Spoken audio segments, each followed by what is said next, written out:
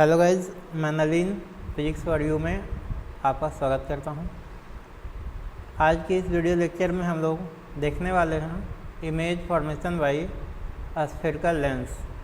Spherical lens से image का formation कैसे होता है, उसके क्या रूल्स हैं, क्या रेगुलेशंस हैं, इन सारे चीज़ों के बारे में हम लोग आज वीडियो लेक्चर के माध्यम से पढ़ेंगे और सीखेंगे रे डायग्राम को खींचने के लिए। तो चलिए स्टार्ट करते हैं।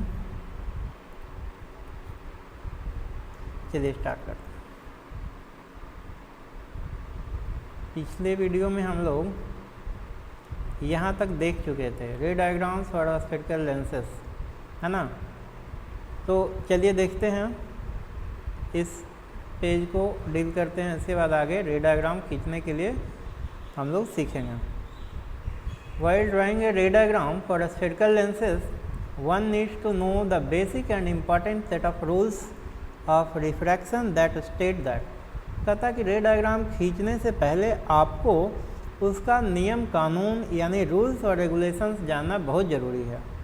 तो चलिए देखिए क्या कहता है। गोलाकार लेंस के लिए रे आरेख, गोलाकार लेंस के लिए किरण आरेख बनाते समय किसी को अपवर्तन के नियमों के बुनियादी और महत्वपूर्ण सेट को जानना होगा, जो ज़रूरी है। यानी जो रूल्स एंड रेगुलेशंस है उसको जानना नेसेसरी है। बिना नियम जाने आप रे डायग्राम नहीं खींच सकते हैं। तो चलिए देखते हैं पहला रे लॉ क्या कहता है।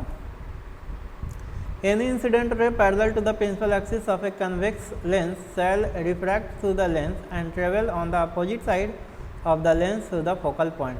कहता है उत्तल लेंस के मुख्य अक्ष के समानांतर कोई भी आपतित किरण लेंस से अपवर्तित होगी और लेंस के विपरीत दिशा में फोकल बिंदु से होकर जाएगी।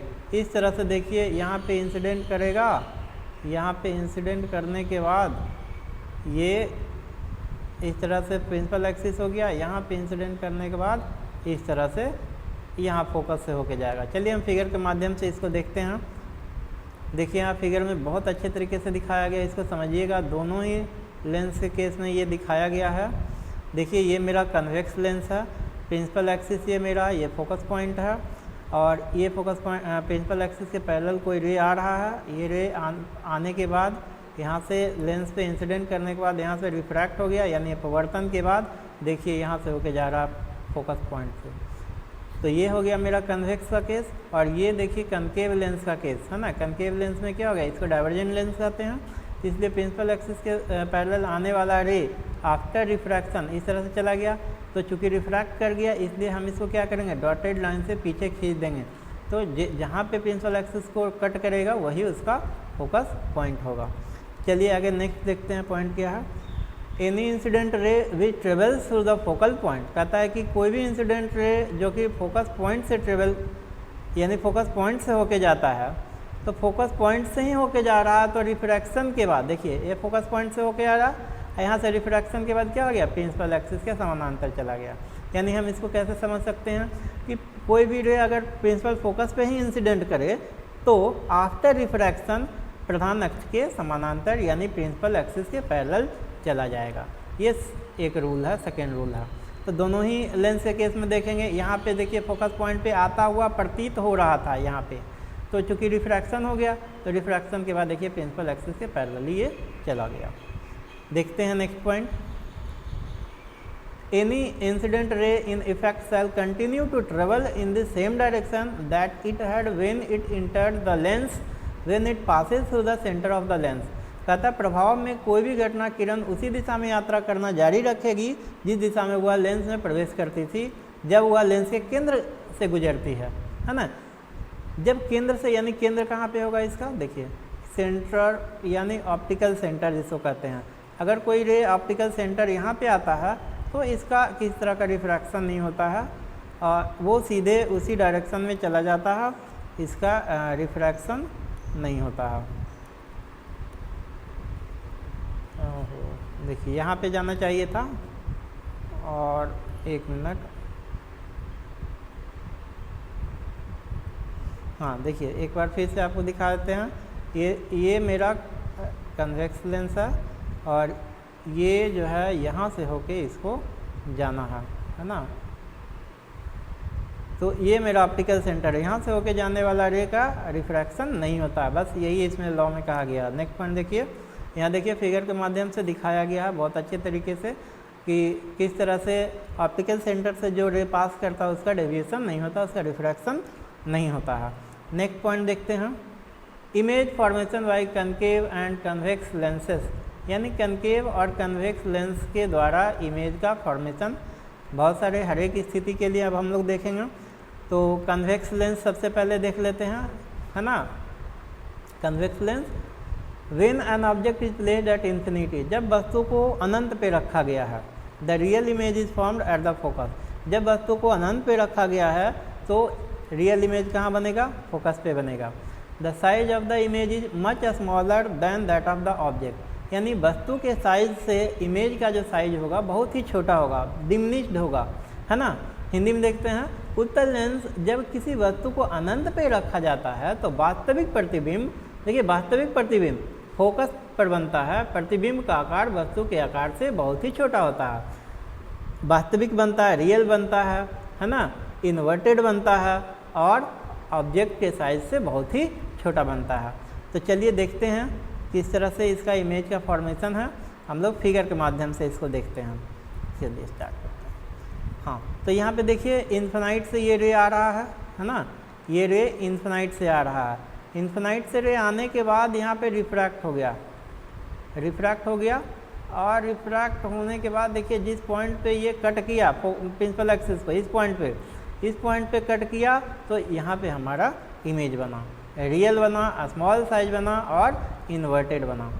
तो ये था मेरा फर्स्ट कंडीशन। नेक्स्ट कंडीशन देखते हैं, when an object is placed behind the centre of curvature the real image is found between the centre of curvature and focus, the size of the image is the same as compare to that of the object, यानी जब किसी वस्तु को वक्रता केंद्र के पीछे रखा जाता है, मतलब कि ये कंडीशन कैसा है, ये सिचुएशन है आपका इस तरह से कि ऑब्जेक्ट को रखा जाएगा इस बार सेंटर ऑफ कर्वेचर और इन्फिनाइट के बीच में। तो सेंटर ऑफ कर्वेचर किसको कहते हैं, डबल फोकस को, क्योंकि सेंटर ऑफ कर्वेचर मिरर के केस में सेंटर ऑफ कर्वेचर कहते हैं और लेंस के केस में उसी को डबल फोकस के नाम से जाना जाता है। तो इस बार ऑब्जेक्ट को यहाँ पे रखा गया है डबल फोकस यानी सेंटर ऑफ कर्वेचर और इन्फिनाइट के बीच में, तो इसका इमेज कहाँ बनेगा, फोकस और डबल फोकस के बीच में।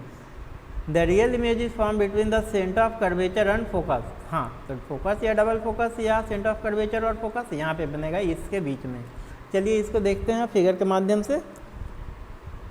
देखिए यहाँ पे मेरा ये इमेज रखा हुआ, ऑब्जेक्ट रखा हुआ, सॉरी ये मेरा ऑब्जेक्ट है और ये मेरा इमेज बना। इमेज कहाँ बना है, तो फोकस और डबल फोकस के बीच में। इसका रे डायग्राम कैसे खींचेंगे, देखिए एक रे को आप पैरेलली प्रिंसिपल एक्सिस से समानांतर खींच दीजिए जो कि रिफ्रैक्शन के बाद फोकस से होके जाएगा, और दूसरा रे को आप ऑप्टिकल सेंटर से पास करवा दीजिए जो कि जहाँ जाकर के दोनों टच करेंगे एक दूसरे को वहीं इमेज का फॉर्मेशन होगा। तो देखिए इस पॉइंट पे टच किया दोनों, तो ये मेरा इमेज हो गया। इमेज कैसा बना, रियल बना, इन्वर्टेड बना और ऑब्जेक्ट के साइज से छोटा बना, स्मॉल बना। ये हो गया नेचर ऑफ इमेज। चलिए नेक्स्ट पॉइंट देखते हैं, नेक्स्ट कंडीशन के लिए। When an object is placed in between the centre of curvature and focus the real image is found behind the centre of curvature, the size of the image is larger than that of the object. जब किसी वस्तु को वक्रता केंद्र और focus के बीच में रखा जाता है, इस बार ऑब्जेक्ट को कहाँ रख दिया गया, तो वक्रता केंद्र और सेंटर ऑफ कर्वेचर और फोकस के बीच में, है ना। तो वास्तविक प्रतिबिंब वक्रता केंद्र के पीछे बनता है, प्रतिबिंब का आकार वस्तु के आकार से बड़ा होता है। देखते हैं फिगर के माध्यम से इसको।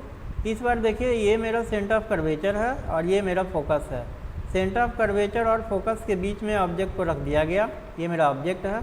तो इमेज कहाँ बना, सेंटर ऑफ कर्वेचर और इन्फिनाइट के बीच में, इधर इन्फिनाइट है ना, इन्फिनाइट। तो कैसा बना, तो बड़ा साइज का बना, है ना। इमेज कैसा बना, ऑब्जेक्ट के साइज से बड़ा। देखिए ऑब्जेक्ट इतना बड़ा है और इमेज इतना बड़ा है। और क्या बताएंगे, रियल बना। रियल क्यों, क्योंकि दो रेखाओं के वास्तविक कटान बिंदु से ऑब्जेक्ट का जो इमेज बनता है उसको रियल इमेज कहते हैं। और क्या बना, उल्टा बना और इन्फिनाइट और सेंटर ऑफ कर्वेचर के बीच बना। तो चलिए देखते हैं अब नेक्स्ट कंडीशन के लिए। When an object is placed at the focus, a real image is formed at infinity. जब ऑब्जेक्ट को फोकस पे रखा जाएगा तो इमेज कहाँ बनेगा? इन्फिनाइट पे। जब ऑब्जेक्ट को फोकस पे रखा जाएगा तो इमेज कहाँ बनेगा? इन्फिनाइट पे। The size of the image is much larger than that of the object. और इमेज का जो साइज होगा बहुत बड़ा होगा ऑब्जेक्ट के साइज से, लार्जर, रियल होगा, इन्वर्टेड होगा, है ना। देखते हैं इसको फिगर के माध्यम से क्या कहता है। देखिए इस बार ऑब्जेक्ट को कहाँ रख दिया गया? तो फोकस पे रख दिया गया। ये मेरा फोकस है और ये मेरा ए और ये बी मेरा ऑब्जेक्ट है। तो इसका देखिए फिगर रे डायग्राम कैसे खींचेंगे। एक रे प्रिंसिपल एक्सिस के पैरेलल खींच दीजिए। प्रिंसिपल एक्सिस के समानांतर जाने वाली रेखा रिफ्रैक्शन के बाद फोकस से होके जाता है। एक रे को ऑप्टिकल सेंटर से गुजार दिए। ऑप्टिकल सेंटर से जाने वाला रेखा उसी डायरेक्शन, उसका रिफ्रैक्शन नहीं होता, सीधे चला जाता है। तो देखिए दोनों रे पैरेलली जा रहा है। क्या दोनों रे आपस में मिलेगा? दिख तो नहीं रहा, इसलिए हम इसको इमेजिन कर लेते हैं कि ये इन्फिनाइट पर जाकर मिलेगा। और इन्फिनाइट पर जाकर मिलेगा तो इमेज का साइज कैसा बनाएगा? बहुत बड़ा बनाएगा, रियल बनाएगा और इन्वर्टेड बनाएगा। चलिए नेक्स्ट कंडीशन देखते हैं। When an object is placed in between focus and pole. इस बार ऑब्जेक्ट को फोकस और पोल के बीच में रख दिया गया है। ये फोकस है और यहाँ पे मेरा पोल होता है ना। A virtual image is formed. The size of the image is larger than that of the object. तो इस केस में कह रहा है वर्चुअल इमेज बनेगा, है ना, काल्पनिक जिसको कहते हैं। चलिए इसको भी फिगर के माध्यम से देखते हैं। जब किसी वस्तु को फोकस और गुरु के बीच में रखा जाता है तो एक आभासी छवि बनती है। प्रतिबिंब का आकार वस्तु के आकार से बड़ा बनता है। यानी कि इस बार इमेज कैसा बनेगा? बड़ा बनेगा, लेकिन वर्चुअल यानी काल्पनिक बनेगा। चलिए देखते हैं फिगर के माध्यम से। ऑब्जेक्ट को देखिए यहाँ पे रख दिया गया है। ऑब्जेक्ट को देखिए यहाँ पे रख दिया गया है। ये मेरा ऑब्जेक्ट है ना, फोकस और ऑप्टिकल सेंटर के बीच में। तो इसका रे डायग्राम देखिए कैसे खींचा जाएगा। एक रे पैरेलल आ जाएगा प्रिंसिपल एक्सिस से। तो क्या जानते हैं, प्रिंसिपल एक्सिस से समानांतर आने वाली रेखा अपवर्तन के बाद कहाँ से होके जाता है? फोकस से होके जाता है। एक रे को गुजार दिया गया यहाँ ऑप्टिकल सेंटर से। अब चूंकि दोनों डाइवर्ज कर रहा है तो आगे तो मिलेगा नहीं, इसलिए इमेज का फॉर्मेशन होगा नहीं। तो इमेज बनाने के लिए क्या किया गया? रे को पीछे खींचा गया। रे को पीछे खींचा गया। तो देखिए डॉटेड लाइन से यहाँ रे को पीछे खींचा गया है, ये डॉटेड लाइन। और दोनों डॉटेड लाइन जहाँ पे जाकर मिला है वहाँ पे इसका इमेज का फॉर्मेशन हो गया ए डैश बी डैश। तो दिख रहा है कि इमेज मेरा ए डैश बी डैश जो है ऑब्जेक्ट के साइज से काफ़ी बड़ा है, इरेक्ट है, सीधा है। और चूंकि रेखाओं के काल्पनिक कटान बिंदु से ये इमेज बना है, इसलिए इसको हम लोग वर्चुअल इमेज या फिर काल्पनिक इमेज बोलते हैं। ठीक है, चलिए देखते हैं नेक्स्ट कंडीशन। नेक्स्ट है हमारा कनकेव लेंस, यानी कनकेव लेंस के थ्रू इमेज का फॉर्मेशन, है ना। तो देखिए when an object is placed at infinity a virtual image is formed at the focus. जब किसी ऑब्जेक्ट को इन्फिनाइट पे रखते हैं तो वर्चुअल इमेज बनता है फोकस के ऊपर, है ना। Size of the image is much smaller, बहुत छोटा होता है इमेज का साइज ऑब्जेक्ट के साइज से। चलिए इसको फिगर के माध्यम से देखते हैं। देखिए ये इन्फिनाइट से हमारा एक रे आ रहा है ना। इन्फिनाइट से आने वाला रे चूँकि ये कनकेव लेंस है तो ये डाइवर्ज कर देगा, डाइवर्जेंट लेंस के नाम से भी जानते हैं इसको। तो दोनों ही रे देखिए ये डाइवर्ज कर दिया, तो इमेज बनेगा कैसे? तो इमेज बनाने के लिए ये जो रे डाइवर्ज हुआ इसको डॉटेड लाइन से पीछे खींच दिया गया, इधर इसको भी इधर पीछे खींच दिया गया। जहाँ पे रे दोनों आकर के प्रिंसिपल एक्सिस से मिला वहाँ पे हम लोग इमेजिन कर लिए इमेज फॉर्मेशन। तो इमेज कैसा बना? स्मॉल बना, डिमिनिश्ड बना और वर्चुअल बना, यानी काल्पनिक बना। चलिए देखते हैं नेक्स्ट कंडीशन। नेक्स्ट कंडीशन है when an object is placed at a finite distance from the lens a virtual image is found between the pole and the focus of the convex lens. The size of the image is larger than that of the object. समय ख़त्म हो रहा है। इस diagram को या इस condition को हम लोग नेक्स्ट वीडियो के माध्यम से देखेंगे। तब तक के लिए धन्यवाद। वीडियो को लाइक और शेयर ज़रूर कीजिएगा। नेक्स्ट कंडीशन को हम नेक्स्ट वीडियो के माध्यम से ज़रूर बताएंगे। वीडियो को ज़रूर देखिएगा, दोस्तों तक ज़रूर शेयर कीजिएगा। धन्यवाद।